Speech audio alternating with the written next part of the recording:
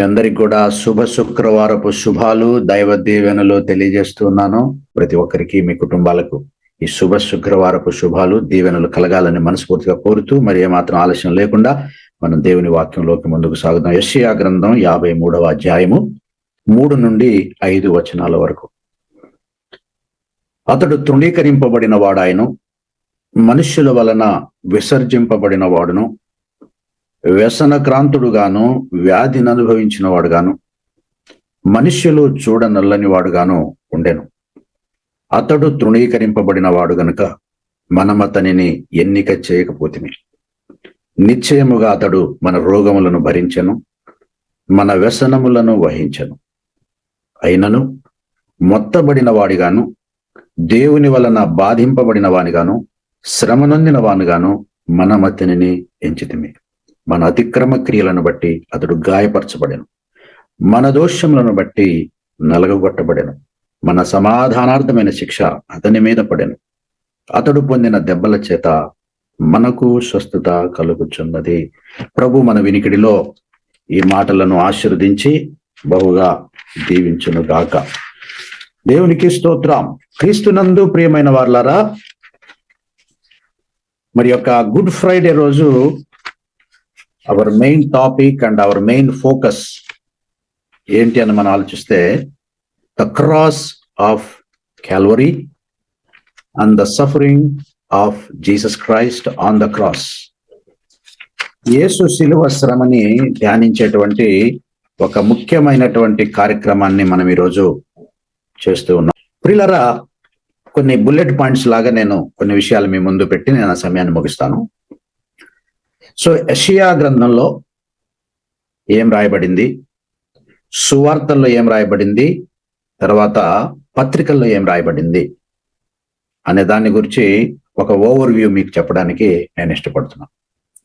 So సువార్తలలో రాయబడిన విషయం ఏంటంటే, how Jesus was died, how Jesus was condemned, how Jesus was suffered, how Jesus was tortured. So these are the details mentioned in the gospels. మనకి 4 సువార్తలు ఉన్నాయి కదా, మత్తయి, mark, లూకా, యోహాను. ఇందులో సహజంగా లాస్ట్ చాప్టర్ లో it talks about the resurrection of Jesus Christ. యేసు ప్రభు యొక్క పునరుద్ధానాన్ని గురించి ఈ 4 సువార్తల్లోని చివరి అధ్యాయం మాట్లాడితే, అంతకు ముందున్నటువంటి అధ్యాయము యేసు ప్రభు యొక్క మరణము, యేసు ప్రభు ఆ మరణ శిక్షను అనుభవించిన విధానాన్ని మనకు తెలియజేస్తుంది. So we see in the Gospels the way Jesus died. యేసయ్య ఎలా చనిపోయాడు, ఎలా ఆయన శ్రమను అనుభవించాడు, ఎలాంటి బాధలు ఆయనకి పెట్టాడు అని మీకు తెలుసుకోవాలని ఉంటే, నేను చెప్పినట్టుగా ఈ 4 సువార్తల్లో చివరి అధ్యాయానికి ముందున్న అధ్యాయాల్లో మీకు స్పష్టంగా రాయబడి ఉంటుంది. You can have that knowledge. వాటిని మీరు క్షుణ్ణంగా జాగ్రత్తగా చదవడం ద్వారా you will come to know how Jesus suffered on the cross of Calvary. అయితే ఈ యెషయా గ్రంథం అంటే గుడ్ ఫ్రైడే కంటే ముందు దాదాపు 700 సంవత్సరాలకు ముందు రాయబడిన ఈ యెషయా గ్రంథంలో ఈ 53 అధ్యాయంలోను, అలాగే సువార్తల తర్వాత ఒకళ్ళ అపోస్తుల కార్యాలు ఒక ఎక్సెప్షన్ పక్కన పెట్టేస్తే, రోమా పత్రిక నుండి ప్రకటన గ్రంథం దాకా ఉన్న అన్ని గ్రంథాల్లో, అన్ని పత్రికల్లో ఉన్న విషయం ఏంటంటే, వై జీసస్ డైడ్. యేసు ప్రభు ఎందుకు సిలువలో మరణించాడు, ఏ కారణం చేత అతను మరణించాడు అనేటువంటి విషయాలను మనం చూస్తాం. ఇంకొక విషయాన్ని కూడా మనం నేర్చుకోవచ్చు. Even in the gospels you will know some reasons. ఏ పాపమెరుగని ప్రభు, ఏ నేరము చేయని నజరేయుడైన యేసుక్రీస్తు ఇంత ఘోరమైన మరణ శిక్ష ఎందుకు విధించారు అంటే, even gospels also give you some reasons. సువార్తలలో కూడా కొన్ని కారణాలు మీకు కనబడతాయి. అయితే ఆ కారణాలు it's a human point of view, world point of view. అంటే మానవుని మనస్సు యొక్క కోణంలో మాత్రమే అక్కడ చెప్పబడ్డాయి. కానీ యెషయా గ్రంథములోను, పౌలు పత్రికల్లోనూ దైవిక కారణాలు, సువార్తలేమో ఈ లోక సంబంధమైన కారణాలు. Why Jesus was crucified, why he was sentence to death, why he was killed by Romans. So some human reasons కనబడతాయి. మానవుడు అర్థం చేసుకునే కారణాలు, మానవ జ్ఞానానికి అందే కారణాలు, మానవుడు చెప్పుకోగలిగినటువంటి కారణాలు. కానీ యెషయా గ్రంథం పత్రికలు దైవిక జ్ఞానముతో కూడిన కారణాలు, divine reasons, heavenly reasons, and we can say spiritual reasons. These are very very important. మీరు సువార్తలు మాత్రమే చదివినట్లయితే మానవుడికి అర్థమయ్యేవి, మానవుడు చెప్పుకునే కారణాలే తెలుస్తాయి. దానివల్ల ఏ ప్రయోజనం లేదు. ఈ శుభ శుక్రవారపు శుభాలు ఎవరికి వస్తాయంటే యేసు మరణానికి ఉన్న దైవ కారణాలు, దైవిక కారణాలు, spiritual reasons, heavenly reasons, divine reasons ఎవరైతే తెలుసుకుంటారో వారికి ఈ శుభ శుక్రవారపు శుభాలు వస్తాయి. That's why I began reading the book of Isaiah chapter 53. 53వ అధ్యాయంలో we'll come to know the divine reason behind the crucifixion of Jesus Christ on the cross of Calvary. ఇంకొకటి కూడా నేను I will add up to this point. యెషయా గ్రంథము 53వ అధ్యాయాన్ని మనము పరమగీతము 5వ అధ్యాయంతో కూడా ఒకసారి కంపారిటివ్ స్టడీ కూడా మనం చేస్తే మరొక న్యూ రెవల్యూషన్ మనకు వస్తుంది. పరమగీతముల గ్రంథం 5వ అధ్యాయములో యేసు ప్రభు ఎలా వర్ణింపబడ్డాడు, ఆయన వాస్తవిక రూపమేంటో 5:10లో సులమితి వివరిస్తుంది. నా ప్రియుడు ధవళవర్ణుడు, రత్నవర్ణుడు, 10,000 మంది పురుషులలో అతన్ని గుర్తించవచ్చును, అతడు అతి కాంక్షణీయుడు. Praise God. వాస్తవానికి యేసు ప్రభు the Son of God, who is God, who is equal to God and who was with God, is so handsome. అంటే అతి కాంక్షణీయుడు అంటే అర్థం ఏంటో తెలుసా? అతని వైపు ఒకసారి చూసిన వాళ్ళు చూపు తిప్పుకోవడం కష్టం. అంత ఆకర్షణీయుడు యేసు ప్రభు. అతి కాంక్షణీయుడు, అతి మనోహరుడు, అతి సుందరుడు, 10,000 మందిలో అతనిని గుర్తించవచ్చును. Such a handsome person is. అలాంటి వ్యక్తి యెషయా గ్రంథంలోకి వచ్చేసరికి ఎలాగైపోయాడే అంటే to put them all together, ఆయన ఒక మాంసపు ముద్దగా మారాడు అని 700 సంవత్సరాలకు ముందే యెషయా దర్శనంలో చూశాడు. యెషయాకు ఆయన యొక్క 2 రూపాలు దేవుడు చూపించాడు. మీరు యెషయా గ్రంథం 6వ అధ్యాయము, యెషయా గ్రంథం 53 కూడా కంపారిటివ్ స్టడీ చేయండి. అంతటా అత్యున్నత సింహాసనం మీద కూర్చున్న ఒకడిని చూచి తిని, ఆయన ఎవరో కాదు, ప్రభు అయిన యేసుక్రీస్తే. He knows his beauty. He has seen his majesty, his splendor in his vision, as well as he has seen the pathetic condition of Jesus Christ, what's going to happen after 700 years. యెషయా గ్రంథం ఆయన రాస్తూ ఉన్నప్పుడు దేవుని కుమారుడు ఎలా ఉన్నాడో చూశాడు. ఈ గ్రంథము రాసిన తర్వాత 700 సంవత్సరాలకి ఆయన మానవుడుగా ఈ లోకంలో అవతరించిన తర్వాత ఆయన్ని మనుషులు ఎలా బాధ పెడతారో, మనుషులు ఎలాగ హింసిస్తారో, ఆ బాధలో ఆయన ఏమైపోతాడో, ఎలా ఉంటాడో కూడా 53వ అధ్యాయంలో మనకి ఆయన వివరించాడు. క్వైట్ ఆపోజిట్ కదండి. వ్యాధిని అనుభవించిన వాడుగా, మనుష్యులు చూడనలను, ఇందాక నేను చెప్పిన దానికి కాంట్రాక్ట్ ఉంది కదా, ఒక్కసారి ఆయన చూస్తే ఎవరు చూపు తిప్పుకోలేనంత అతి కాంక్షణీయుడు, అతి మనోహరుడైన ప్రభు సిలువలో ఎలాగైపోయాడంటే చూడనల్లని వాడుగా అయిపోయాడు. ఒక బైబిల్ పండితుడు, అమెరికన్ బైబిల్ పండితుడు ఏమంటాడంటే, యేసు ప్రభు అరెస్ట్ అయినప్పుడు శిష్యులందరూ పారిపోయారు, ఒక్కడు నిలిచి ఉన్నాడు. యోహాను చాలా సమీపిస్తుడాయన, చాలా సన్నిహితుడాయన, యేసు ప్రభు రమ్మున ఆనుకున్నవాడు. Even John could not recognise Jesus on the cross. యోహాను యేసు రొమ్మున అనుకున్న అత్యంత closest disciple. Even it was hard for him to recognise his master on the cross. అంతగా ఆయన నలగొట్టబడ్డాడు, మెత్తన చేయబడ్డాడు, బాధింపబడ్డాడు.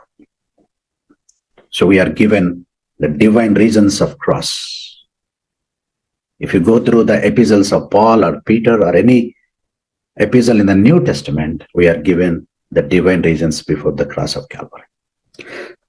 ఎన్నో విషయాలు మనం మాట్లాడుకోవచ్చు, మనం ధ్యానించుకుంటూ వివరించుకుంటూ వెళ్ళాలి ప్రియులు. ఎందుకంటే ఇది గొప్ప ఆశీర్వాదకరం. ఇంకా మనం మాట్లాడుకోదగిన ఎంతకన్నా గొప్ప మాటలు ఏమున్నాయి చెప్పండి? Where we should spend our time, what we should talk about. ఇంతకన్నా మనం మాట్లాడుకునే గొప్ప సంగతులు ఏమైనా ఉన్నాయా? ఇంతకన్నా ధ్యానించవలసిన గొప్ప వ్యక్తి ఇంకెవరైనా ఉన్నారా? మన జీవిత ధన్యత ఈ ధ్యానం మీదే ఆధారపడి ఉంది. ధర్మశాస్త్రమును దివారాత్రములు ధ్యానించేవాడు ధన్యుడు. అలాగే శిలువ ధ్యానము దివారాత్రులు ధ్యానించేవాడు ధన్యుడు. ఎంత ధ్యానించినా జ్ఞానం ఇంకా తరిగిపోవడం లేదు. నేనైతే నా మటుకు నేను ప్రతి గుడ్ ఫ్రైడేకి ఒక new revolutions, new thought line, thought provoking, కన్నీళ్లతో మరి ఆయన స్తుతించకుండా ఏ గుడ్ ఫ్రైడే నాకు నా జీవితంలో జరగదు. Every time more time I spend at the cross. I stop by at Jesus hanging on the cross. The Holy Spirit will reveal new things. He will gives us new ideas. ఇది నిజంగా మన అందరికీ ఎంత ఆశీర్వాదకరంగా ఉంది. So to make it so short, ఒక అంశాన్నైనా మీ దృష్టికి తేవడానికి నేను తాపత్రయపడి. It's not easy for me, but I want to give you one important point. ఏంటంటే ఇక్కడ యేసు ప్రభు 5వ వచనం చూడండి. అతడు గాయపరచబడ్డాడు. ఈ ఒక్క మాట చాలు 1-2 గంటల టైం పట్టిద్దండి. ఇంక మిగతా మాటలు, మిగతా అంశాలు, మిగతా లోతుపాతులు అన్ని పక్కన పెట్టేస్తే అతడు గాయపరచబడ్డాడు అనే మాటని మనం ధ్యానించుకొని ముగించుకోగలిగితే ఈ దినము మన జీవితంలో శుభాన్ని, మన జీవిత కాలపు శుభాలను మనం కలిగిస్తుంది. ఈ మాట నన్ను ఈ రోజు పట్టుకుంది. నేనేం మాట్లాడాలి ప్రభు? మీకు తెలుసునే, మనం ఎవరం కూడా ప్రసంగాలు ప్రిపేర్ అయ్యి ప్రసంగించే వారం కాదు. దేవునికి అప్పగించుకుంటే ఆ సమయానికి ఏదో అవసరం దేవుడు అది మాట్లాడుతుంది. ఇక్కడ కూర్చున్నప్పుడు దేవుడు నాతో పట్టుకున్న మాట, అతడు గాయపరచబడ్డాడు.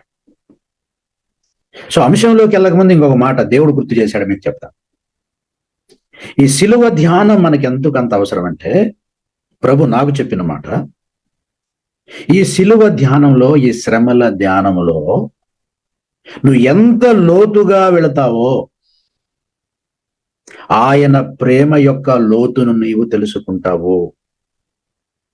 The more deep you go in the meditation of cross, the more deep of love you know about God. ఎందుకంటే ఆయన ప్రేమ సామాన్యమైనది కాదు కదా, సముద్రము కంటే లోతైనది. దేవుడు నిన్ను ప్రేమించాడంటే భార్యను భర్త ప్రేమించినట్టు, చెల్లిని అన్న ప్రేమించినట్టు, తమ్ముడిని అన్న ప్రేమించినట్టు కాదు. ఈ సముద్రపు లోతునైనా మనం కనుక్కోవచ్చు, కానీ ఆయన మన ఎడల కనబరిచిన ప్రేమ యొక్క లోతును ఎవరు కనుక్కోలేరు. అంత లోతైన ప్రేమ అది, అంత బలమైన ప్రేమ, అంత శక్తివంతమైన ప్రేమ, అది మహాప్రేమ. అందుకే ఈ ప్రేమలో పడ్డవాడు, ఈ ప్రేమను తెలుసుకున్నవాడు ఈ లోక ప్రేమలో భ్రమగాయించి ఈ లోక ప్రేమలో పడడం చాలా కష్టం వాడికి. He will consider them all foolish when you fall in the love of God. ఈ గొప్ప దేవుని ప్రేమలో ఎవడైనా పడితే ఈ మానవ ప్రేమల్లో ఉండే ఆ స్వార్థం వాడు చూసి నవ్వుకుంటాడు. ఇదా ప్రేమ? ఇది కదా ప్రేమ అంటే, ఇది కదా ప్రేమకు నిర్వచనం, ఇది కదా ప్రేమకు రూపం. నన్ను అతిశయిస్తావు, మురిసిపోతావు యేసే ప్రేమ. I request you all young people to fall in love with Christ, to dig deep in the love of God. ఎంత లోతుగా నువ్వు నీ మనసును అప్పగించి ప్రార్థనాపూర్వకంగా ఈ శిలువ ధ్యానంలో నువ్వు ఉంటావో అంత లోతుగా నువ్వు ప్రభు ప్రేమను తెలుసుకుంటావు. నువ్వు ఎంత లోతుగా ప్రభు ప్రేమను తెలుసుకుంటావో నీ వేరు క్రీస్తులో అంత లోతుగా వెళ్ళిపోతాయి. నీ వేరు క్రీస్తు లోపల ఎంత లోతుగా వెళుతుందో అంత బలమైన చెట్టుగా గాలికి, తుఫానుకు, సునామీకి కదలకుండా ఉండిపోతాం అన్నమాట. యెహోవా యందు నమ్మిక ఉంచువాడు నిత్యము కదలక నిలుచు సియోను కొండ. కొండ అంత బలంగా ఎందుకు ఉంటుంది తెలుసండి? కొండ లోపల ఇంకో కొండ ఉంటది వేరులాగా, అది దాని బలం. చెట్టుకు వేరు పైనే ఉందనుకోండి, చిన్న పిల్లగాలికి ఎగిరిపోద్ది అది. If your roots are spread all over and so deep, the tree will stand strong and it will withstand against any strong wind, any whirlwind. అందుకే సిలువ ధ్యానం, సిలువ జ్ఞానం మనకెంతో అవసరం. ప్రియులారా, ఇక్కడ అతడు గాయపరచబడిననే మాటలో దేవుడు నాకు ఇచ్చిన ఒక తలంపును పరిచయం చేసిన ముగిస్తా. నాకు దేవుడు ఇచ్చిన తలంపు ఏంటంటే, అతడు గాయపరచబడెను అంటే సహజంగా మన మదిలో వచ్చేటువంటి ఆ బొమ్మ ఏంటంటే, Jesus was wounded all over his body. అతడి శరీరం నడినెత్తి మొదలుకొని అరికాలి వరకు అతడు గాయపరచబడ్డాడు. You will see wounds all over his body, bleeding all over his body. So that was the outlook we can see. మన కళ్ళ ముందు ప్రత్యక్షమయ్యే సహజమైన దృశ్యం అది. అయితే దేవుడు నాతో ఈరోజు మాట్లాడింది ఏంటంటే, అతడు గాయపరచబడెను, నీ కొరకు ఆయన గాయపరచబడింది. ఒక శరీరమే కాదు, ఆయన హృదయము గాయపరచబడింది. యేసయ్య హృదయము కూడా గాయపరచబడింది. ప్రియులారా, మీరు చెప్పండి, ఏ గాయం పెద్దదంటారు? ఏ గాయము ఎక్కువ బాధను కలిగిస్తే చెప్పండి? శరీర గాయమా, హృదయానికి తగిలిన గాయమా? మనందరికీ తెలుసు కదా, శరీర గాయాలకు తగిలే దెబ్బ నొప్పి కంటే హృదయానికి తగిలే దెబ్బ, హృదయంలో తగిలిన గాయం చాలా కష్టాన్ని అనిపిస్తుంది. ఈరోజు మీ ముందు ఏం తీసుకొస్తానంటే, మీ అతిక్రమములను బట్టి యేసు హృదయం గాయపడింది, మన పాపములను బట్టి ఆయన హృదయము గాయపరచబడింది. ఆయన శరీరం ఎలా గాయపరచబడింది అనేది మీరు విన్నారు, మీకు తెలుసు. So I won't spare time there. కానీ ఆయన హృదయం ఎలా గాయపరచబడిందో మీ ముందు కొన్ని విషయాలు ఉంచుతాను. మొట్టమొదటిగా ఈ ప్యాషన్ ఆఫ్ క్రైస్ట్ లో, ఈ శిలువ శ్రమలో ఆయన హృదయం మొదట గాయపరచబడింది. యాక్చువల్గా శరీరం తర్వాత గాయపరచబడింది. శరీరం గాయపరచబడ్డాక కూడా హృదయం గాయపరచబడింది, అది చెప్తాను. ఆయన శరీరము గాయపరచబడక ముందు, కొరడాల ద్వారా శిలువలో శరీరం గాయపరచబడక ముందు ఆయన హృదయం గాయపడింది. ఆయన హృదయం ఎక్కడ గాయపడ్డం మొదలైందంటే, గత్సేమనే తోటలో ఆయన యొక్క హృదయం గాయపడడం ప్రారంభమైంది. ఆ హృదయ గాయము కలిగించిన మొట్టమొదటి ఏంటంటే the betrayal of his disciple. ఇస్కారియోతు యూదా చేసిన ద్రోహం ప్రభు హృదయాన్ని గాయపరిచింది. మత్తయి సువార్త 26వ అధ్యాయంలో మనం చూస్తే, ఆ ఇస్కారియోతు యూదా వచ్చి 49వ వచనం, వెంటనే యేసు నొద్దకు వచ్చి, బోధకుడా నీకు శుభమని చెప్పి ఆయనను ముద్దు పెట్టుకొనెను. యేసు, చెరికాడా నీవు చెయ్యవచ్చినది చెయ్యమని అతనితో చెప్పాను. 3.5 సంవత్సరాలు తనతో పాటు పెట్టుకొని,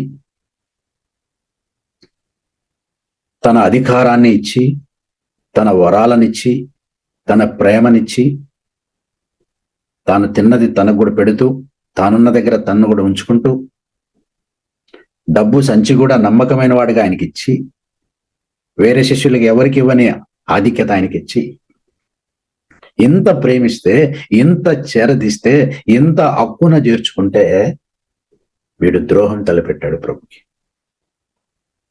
వాడు యేసు ప్రభుని అమ్మాడు, యేసు ప్రభును అప్పగించాడు. ఆయన అప్పగిస్తాను, నాకు మీరేమిస్తారంటే 30 వెండి నాణాలు ఇస్తారని బేరం కుదుర్చుకున్నాడు. బేరం కుదిరించి వాడు ఒక సిగ్నల్ ఇచ్చాడట, వాళ్ళకి ఒక గుర్తు ఇచ్చాడట. నేను ఎవరిని ముద్దు పెట్టుకుంటానో ఆయనే యేసు అని చెప్పి యేసు ప్రభును ముద్దు పెట్టుకోబోతూ ఆడొక మాట పలికాడండి. ఏంటంటే తెలుసా? బోధకుడా నీకు శుభం. ఈ ముద్దు నీకు శుభం కలిగిస్తుంది, ఈ ముద్దు నీకు మేలు కలిగిస్తుంది అన్నాడు. నిజమేనా? ఈ ముద్దు ఆశీర్వాదకరమైన ముద్దేనా? ఈ ముద్దు యేసయ్యకు దీవెన? ఈ ముద్దు యేసయ్యకి నిజంగా శుభం చేస్తుందా? ఆ ముద్దు శుభకరమైనది కాదు, శుభప్రదమైనది కాదు. అది కీడుకు కారణమయ్యే ముద్దు, అపాయం తెచ్చిపెట్టే ముద్దు, ద్రోహం తలపెట్టిన ముద్దు. అది చాలా చెడ్డ ముద్దండి అది. చూసారా, పైకి ఏమన్నాడు ప్రభుతో? నీకు శుభం. చెలికాడా, బోధకుడా, నీకు శుభం. పెదాలతో శుభం పలికాడు, మనసులో కీడు కోరుకున్నాడు. ఇలాంటి వాళ్ళు ఎంతమంది ఉన్నారో మనకి తెలియదండి. అంటే నోటితో తీయని మాటలు పలుకుతూ మనసులో విషయం పెట్టుకున్న వాళ్ళు కొంతమంది మన పక్కన ఉంటారు.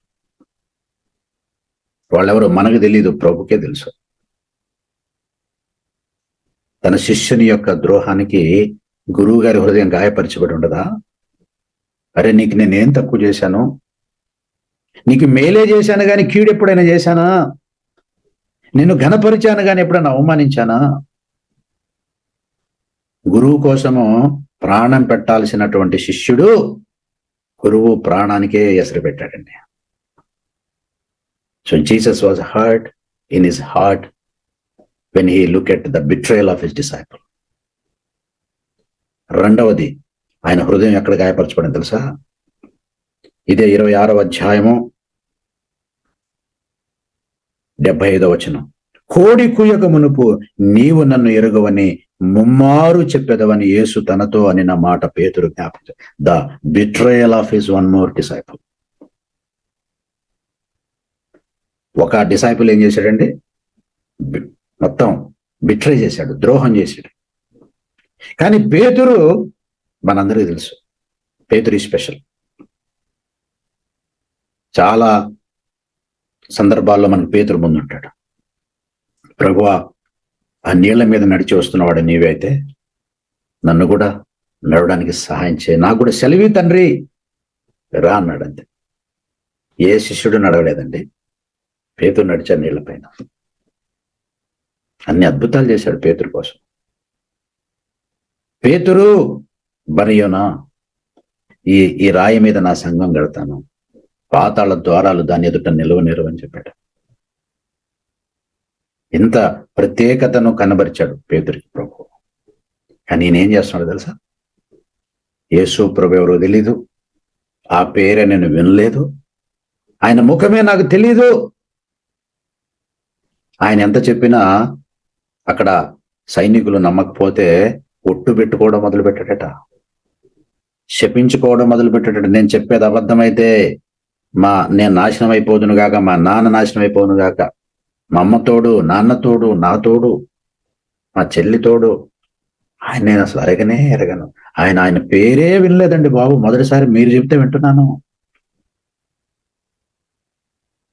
యూదాది బిట్రేల్ అయితే పీటర్ది డినేల్. ఎంతో మందిని మీరు కూడా చూస్తారు కదా, కృతజ్ఞత లేనివారు. కృతజ్ఞత చూపాల్సిన సమయంలో కృతజ్ఞత లేకుండా చాలా మంది బ్రతుకుతారు. మీరు గాయపడలేదు ఎప్పుడు? మీరు ఎప్పుడు గుండె పగిలేలా ఏడవలేదా? తండ్రి దేవా, ఇతనికి ఎంత సహాయం చేస్తే ప్రత్యుపకారం చేయాల్సిన వాడు తనకేం పట్టినట్టు వెళ్ళిపోయాడని. ఇక్కడ యేసు పలికిన మాట నెరవేరిందని పేతురు సంతాపపడి ఏడ్చాడని ఉంది. కానీ యేసు ప్రభు కూడా లోపల మనసులో ఏడ్చుకొని ఉంటాడు. నా భక్తుడు, నా శిష్యుడు పేతురు నన్ను డినే చేశాడు.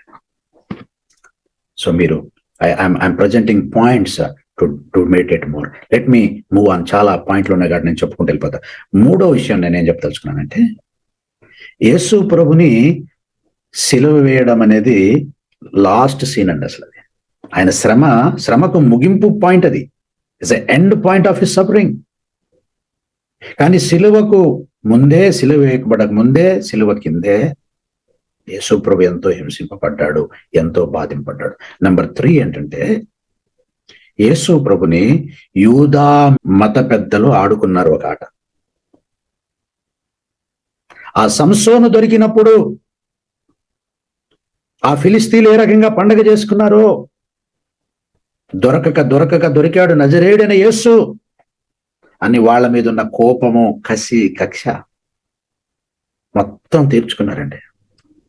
ఇంకా పిలాతు దగ్గరికి ప్రభు పోలేదు.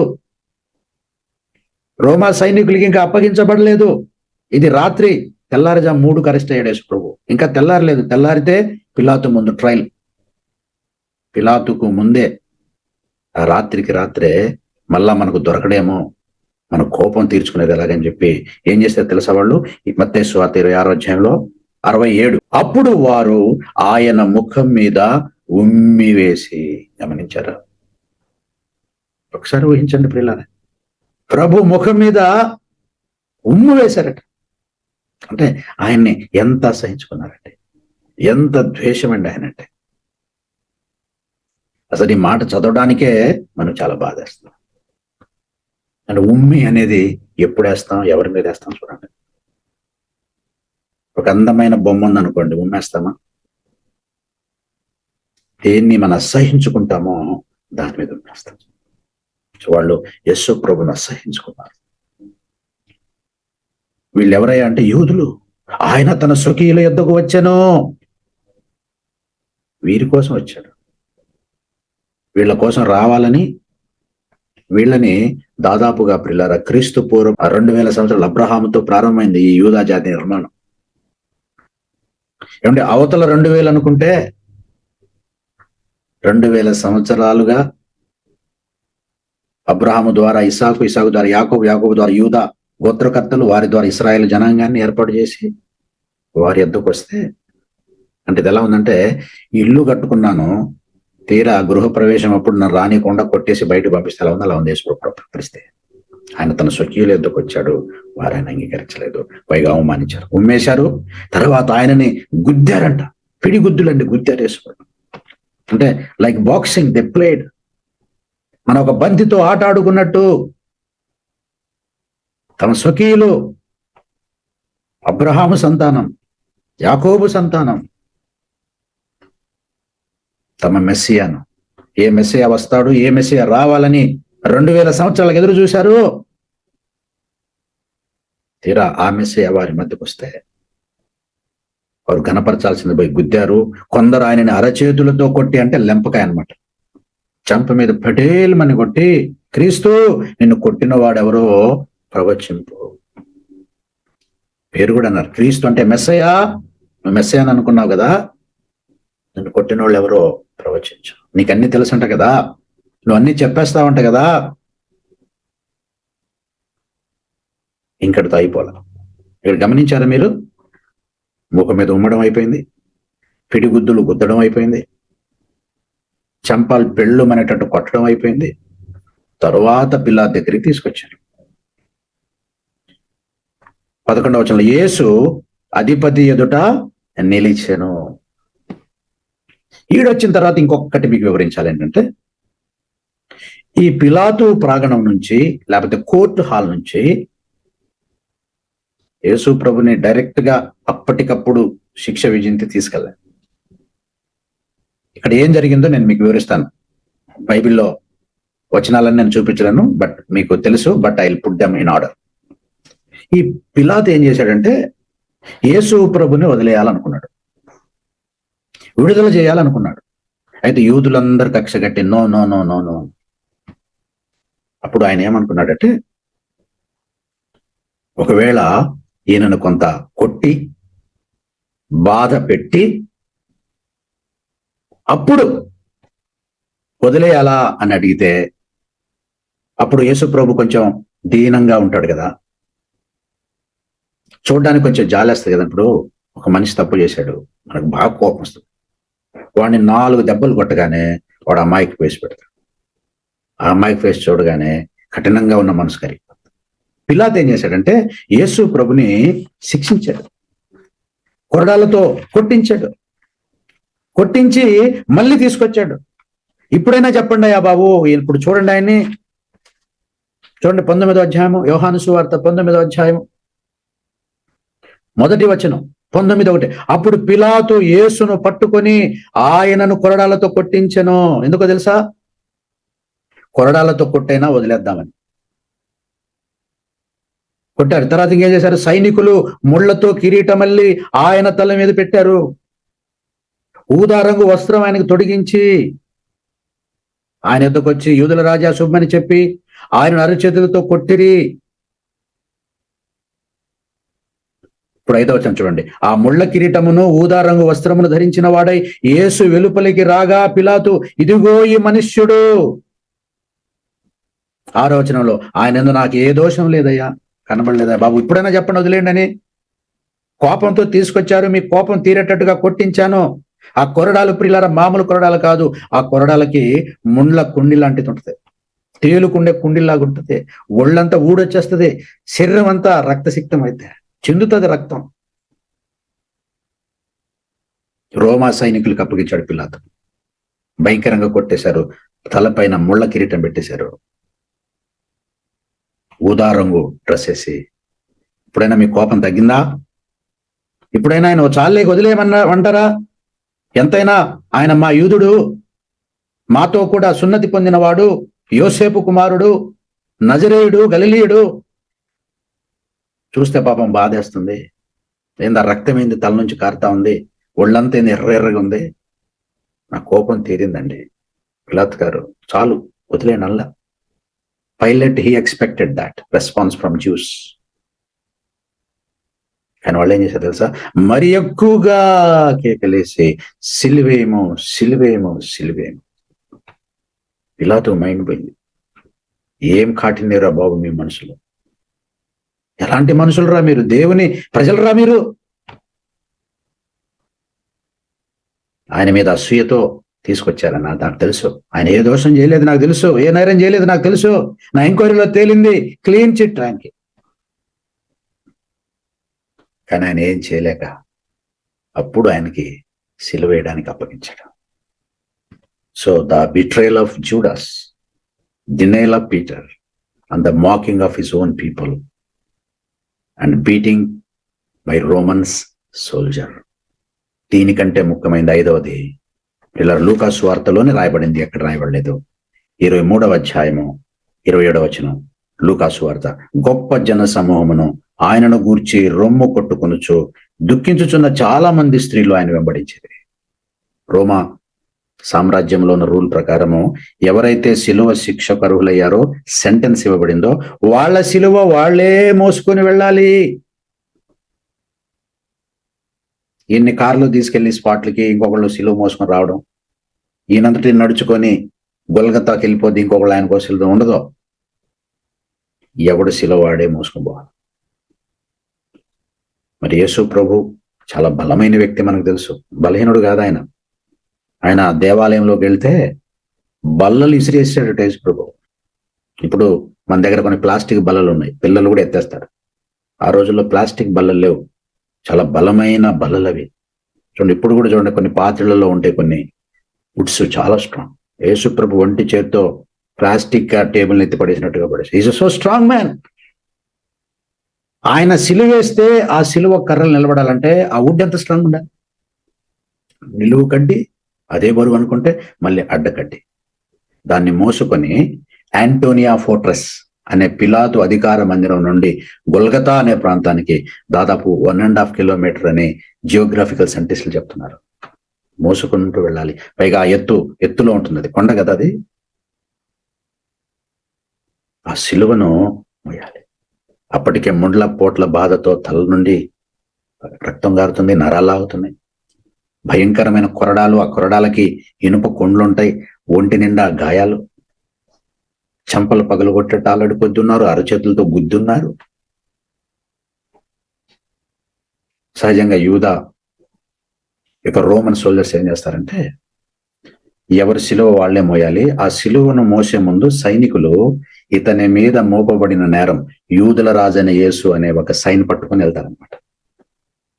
ఈ సిలువ మరణం అనేది ఎవరికి ఇస్తారంటే అత్యంత అవమానకరమైన మరణం అనమాట. అంటే ఈజీ డెత్స్ కూడా కొన్ని ఉన్నాయి కదండి. నిద్ర మాత్రలు వేసుకొని పండుకుంటారు కొంతమందికి, అలాగే చచ్చిపోతారు. Easy death. కరెంట్ షాక్ తగిలి ఈజీ డెత్, లేకపోతే నీళ్లలో దూకేసి ఈజీ డెత్. కానీ ఇది అత్యంత ప్రమాదకరమైన, అత్యంత అవమానకరమైన, అందరూ చూస్తుండగా మోయలేక సిలువ మోస్తూ అతడు చేస్తున్న నేరం ఇది. అని ప్రజలందరికీ తెలిసేటట్టుగా, ప్రజలందరూ చూస్తుండగా, in the view of all people he has to carry his own cross. యొక్క అధికార మందిరము నుండి గొల్గతా వరకు యేసు ప్రభు మోయలేక ఆ శిలువ మోసుకుని, నడవలేక యేసు నడుస్తూ గొల్గతా కొండకు చేరుకున్నాడు. ఫైనల్ గా ఆయన్ని సిలువేశారు. ఇంకా ఆగారా అంటే మత్తయి సువార్త, మిగతా సువార్తలో ఉంటుంది, కింద కూర్చున్న వాళ్ళు ఆయన అపహసించారు, పక్కన దొంగలు అపహసించారు. ఇలా ఇవన్నీ మాటల తూటలు చెప్తున్నాను. శరీరానికి తగిలిన గాయాల సంగతి కాదు ఇప్పుడు నేను మాట. అతడు గాయపరచబడింది, మాటలతో ఆయన గాయపరిచారు, ద్రోహంతో గాయపరిచారు, డినేయల్తో ఆయన గాయపరిచారు. ఇక ఆయన గాయముల్లో, హృదయ గాయములో పీక్ చెప్పేసి ముగిస్తున్నాను. నా దేవా నా దేవా నా చెయ్యి ఎందుకు విడిచావు. ఆ యొక్క వాయిస్ ఏదైతే ఉందో, ఆ బాధలో నుండి వచ్చిన వాయిస్ ఏదైతే ఉందో, it is not a joyful voice of Jesus, it is a painful voice. Not because of the wounds on his body, all over his body. ఆయన శరీరానికి ఉన్న దెబ్బల్ని బట్టారో లేదా, హృదయానికి కలిగిన గాయం. నా దేవా నా దేవా నా చెయ్యి ఎందుకు విడిచేసావు. ఆయన్ని దేవుడు కూడా వదిలేశాడు చివరికి. He was abandoned by all, he was స్మిటెన్ and he was rejected and he was despised. అతడు గాయపరచబడ్డాడు. అతని శరీరమే కాదు, అతని హృదయం, అతని మనస్సు గాయపరచబడింది. శిలువ గాయాలు, శిలువ మరణాలు, శిలువ శిక్షలు ఆ రోజుల్లో కామన్. చాలా మంది చచ్చిపోయారు. కానీ యేసు హృదయం గాయపరచబడింది. అంటే ఇంతగా ఎవరు గాయపరచబడు. ముగింపులో ఒక మాట చెప్తున్నాను. ఇన్ని గాయాలు, ఘోరమైన గాయాలు యేసయ్యకి చేసింది ఎవరు అనుకుంటున్నారు? రోమా సైనికులు, యూదులు, మత పెద్దలను అనుకున్నామా? కాదు. ఆనాటి యూదులే నిన్ను చంపిరనుకుంటే కాదయ్యో, నా పాపముల కొరకు నువ్వే యేసును ఉమ్మేసిన వ్యక్తి, నువ్వే యేసయ్యని గుద్దిన వ్యక్తి, నువ్వే యేసయ్యని లెంపలేసిన వ్యక్తి. మన పాపాలే పరిశుద్ధుణ్ణి ఇంతగా శ్రమ పెట్టాయి. మన పాపాలే క్రీస్తును ఇంతగా గాయపరిచి మాంసం ముద్దగా మారిపోయి ఆయన వ్యసనాక్రాంతుడుగా మారేటట్టు చేశాయి. ఈ పాపాల విషయంలో మనం పశ్చాత్తాపడమా? ఈ పాపాలను మనం విడిచిపెట్టమా? ఈ పాపాలను మనం అసహించుకోమా? ఈ పాపాలను తొలగించడానికే యేసు ప్రభు పరిశుద్ధుడుగా ఈ లోకానికి వచ్చి తన పరిశుద్ధ రక్తాన్ని శిలువలో చిందించాడు. ఆయన శిక్ష పొందాడు మన పాపముల కొరకు. ఈ లోకంలో ఏ నేరానికైనా శిక్ష ఒకసారి, యేసు ప్రభు శిక్ష పొందాడు. క్రీస్తు యేసునందున్న వారికి ఇంకే శిక్ష విధి లేదన్నాడు. నీకు ఇప్పుడు శిక్ష లేదు, కారణం యేసయ్య శిలువ శిక్ష. కనుక పాపాన్ని మనం అసహించుకుందాం, పాపానికి దూరంగా బ్రతుకుదాం. పరిశుద్ధతలో, నీతిలో మనం భక్తి జీవితాన్ని కట్టుకొని మన కొరకు ప్రాణమర్పించిన పరమాత్ముడైన యేసుక్రీస్తుకు దాసులుగా, సేవకులుగా ఆయన సేవలో మనం ముందుకు సాగుదాం. దేవుడట్టి కృప మనందరికి దయచేయునుగాక.